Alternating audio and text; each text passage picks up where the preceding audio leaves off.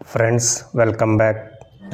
యాందిరయ్యా యాం చేస్తున్నా యూరియాతో సోప్ ఆయిల్ చేసి చూపించబోతున్నాను.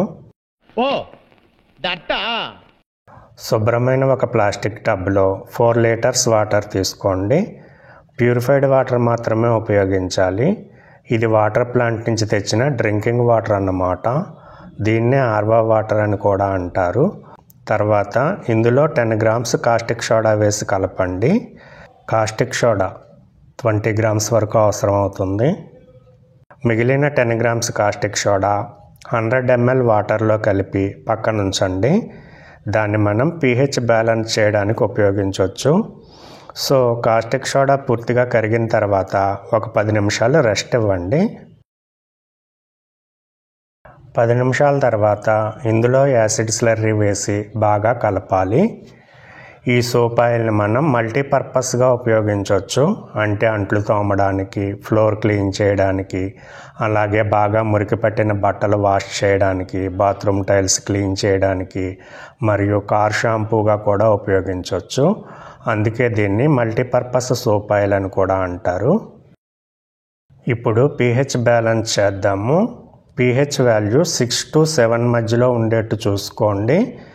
ఇవి pH పేపర్స్ అన్నమాట. లిట్మస్ పేపర్స్ అని కూడా అంటారు. ఫ్యాన్సీ షాప్స్లో దొరుకుతాయి, తెచ్చుకోండి. చూడండి, రెడ్ కలర్ అయితే వచ్చింది, అంటే pH తక్కువగా ఉందని అర్థము. ఇది మనకు ఎల్లో కానీ లైట్ గ్రీన్ కానీ రావాలి. సో ఇక్కడ చూడండి, pH అనేది 2 ఉంది. దీన్ని మనం 6 లేదా 7కి తీసుకురావాలి. ఇప్పుడు ఏం చేయాలంటే pH పెంచాలన్నమాట. సో పెంచాలంటే కాస్టిక్ సోడా కలపాలి.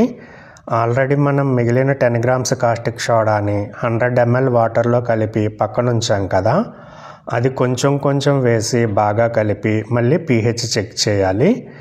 ఎక్కువ వేయకూడదు. 1 స్పూను లేదా 2 స్పూన్లు అలా మాత్రమే వేసి చెక్ చేయాలి. మీరు ఒక్కసారిగా వేసేస్తే pH ఎక్కువైపోతుంది.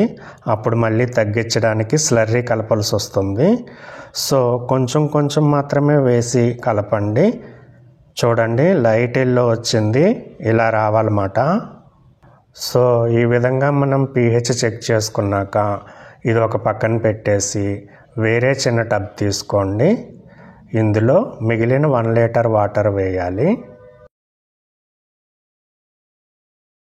50 గ్రామ్స్ యూరియా వేసి కరిగే వరకు కలపాలి. యూరియా వేయటం వల్ల మీకు చిక్కదనం అనేది వస్తుంది. ఈ వీడియో నచ్చినట్లయితే తప్పకుండా ఒక లైక్ చేసి మీ ఫ్రెండ్స్ అండ్ ఫ్యామిలీ మెంబర్స్కి కూడా షేర్ చేయండి. అట్లాగే సబ్స్క్రైబ్ చేయడం మాత్రం మర్చిపోకండి. ఇప్పుడు ఈ 2 మిశ్రమాలని కలిపేయాలి. అంతే, సోప్ ఆయిల్ రెడీ అయిపోతుంది.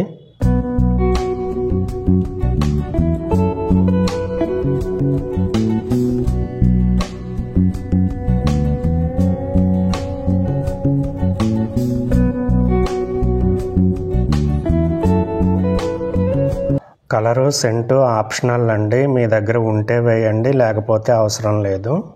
5 ml సెంటు వేస్తున్నాను. లెమన్ అని, జాస్మిన్ అని, ఇలా రకరకాల సెంట్లు దొరుకుతాయి మీకు మార్కెట్లో. నచ్చింది వేసుకోవచ్చు.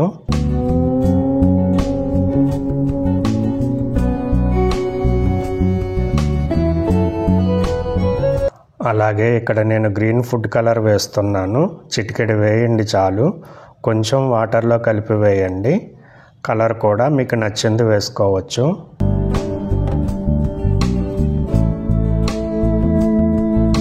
అంతేనండి, మన సోప్ ఆయిల్ రెడీ అయిపోయింది. మీరు ఈ లిక్విడ్ని అన్ని రకాలుగా కూడా ఉపయోగించుకోవచ్చు. ఒక 7 అవర్స్ అట్లా వదిలేస్తే సెటిల్ అవుతుంది. ఆ తర్వాత మీరు స్టోర్ చేసుకుని 1 డే తర్వాత ఉపయోగించవచ్చు. Thanks for watching.